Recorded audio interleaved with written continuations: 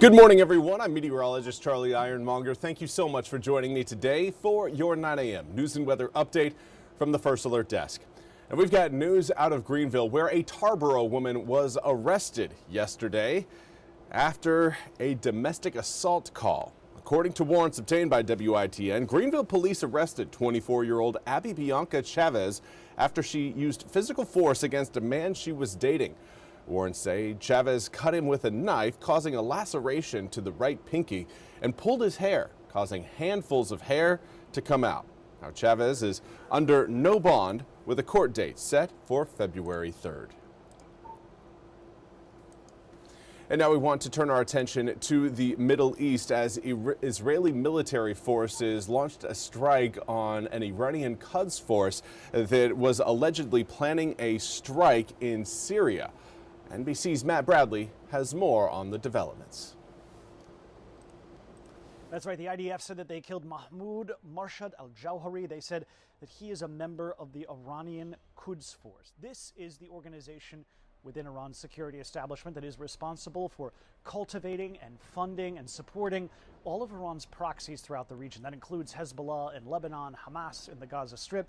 It used to include the regime of Bashar al-Assad in Syria and Iranian-backed militias in Syria and Iraq, and of course the Houthis in Yemen. All of these groups, all of these proxies have since been laid low by Israeli attacks over the past 2 years. Here in Israel, we've been hearing a lot from the Israeli media about Hezbollah making further preparations for a large attack against the Israelis. The fact is that for the last year, despite this ceasefire that has been holding barely, the Israelis have been attacking Hezbollah targets in Lebanon on an almost daily basis, sometimes more than once a day. So this is a situation where, despite the fact that we're seeing all of these ceasefires and all of these theaters of conflict, it could still break out into an all-out war if tensions persist. Matt Bradley, NBC News, Tel Aviv. Well, thank you very much, Matt, for that report. We now want to turn to your weather forecast. Today is going to be pretty much just a straight up cloudy day across eastern North Carolina. We will have an opportunity for a few light showers rolling by. Certainly nothing that's going to soak you the entire day, but if you're hoping for sunshine, you're going to have to wait at least one more day before we get that full sunny experience back in eastern North Carolina. Let's take a look at what we've got going on across the southeastern United States. And up to our north, they're dealing again with a little bit of a snowstorm right now in portions of Pennsylvania and western New York. Michigan right now seeing a lot of the snow that rolled through now starting to transition over into some rain. But here in eastern North Carolina, again, nothing really big to report. There is a chance we could again maybe see some light showers off of the warm front of that system, but certainly no snow showers coming our direction, as air temperatures right now at 43 degrees, east-northeasterly breeze at 3 miles an hour at Pitt Greenville Airport. Right now does look like our Morehead City Cam at Sanitary Restaurant seems to be down, but air temperatures in the area, 49 degrees, not bad. Air temps a little bit cooler as you get closer to the Virginia line, 37 degrees in Roanoke Rapids, 39 in Ahoskie. And as you work your way further south, you're seeing a little bit more heat. We're about 10 degrees warmer across the Crystal Coast and for some of our southern counties than what we are closer to the Virginia line.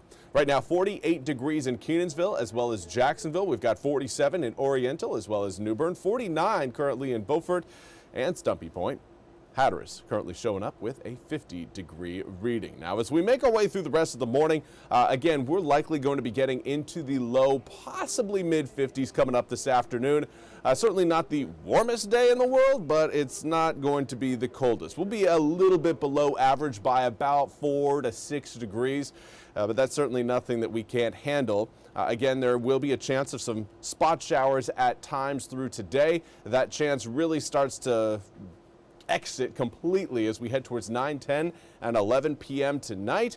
And then once we cross over into your Saturday morning, we are looking at much sunnier conditions. Here's what we've got by 11. Again, chance of maybe a few spot showers around the Albemarle Sound. Certainly not a lot there. I think rainfall totals today, if you really want to call them that, trace amounts. I think most people are going to end up with dry rain gauges, but I do want to again highlight that chance that we could see a few showers around the east today.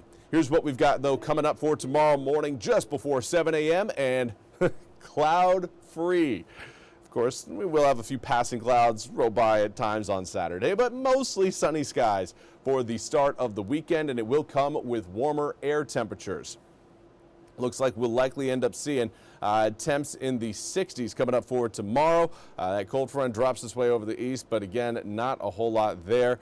Sunshine really brings in the added warmth, but then we've got another system further back towards the west that is set to arrive coming up on Monday, and that is going to bring about a better opportunity for rain, not another one, a better one.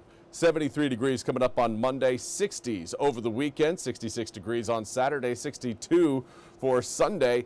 But then we get into the end of 2025 and air temperatures are going to be falling. From 73 degrees on Monday, we drop all the way down to 45 degrees on Tuesday and then try to warm back up as we approach the new year. 49 degrees for New Year's Eve. Overnight, New Year's Eve night into New Year's Eve day, 28 degrees. 50 degrees for your high on Thursday, New Year's Day. By Friday, sitting at around 48 degrees. So overall, again, looking like we're going to end with a little bit more of the classic roller coaster of air temperatures in eastern North Carolina, but no severe weather is going to be plaguing us. Do want to say good morning to Mindy Alden. Mindy, I hope you had a wonderful Christmas. Thank you so much for joining me over on Facebook. But that is all the time we have for today, at least for the 9 a.m. hit. We will be back with more news and weather coming up at the top of the hour. Until then, I hope you all have a fantastic day after Christmas.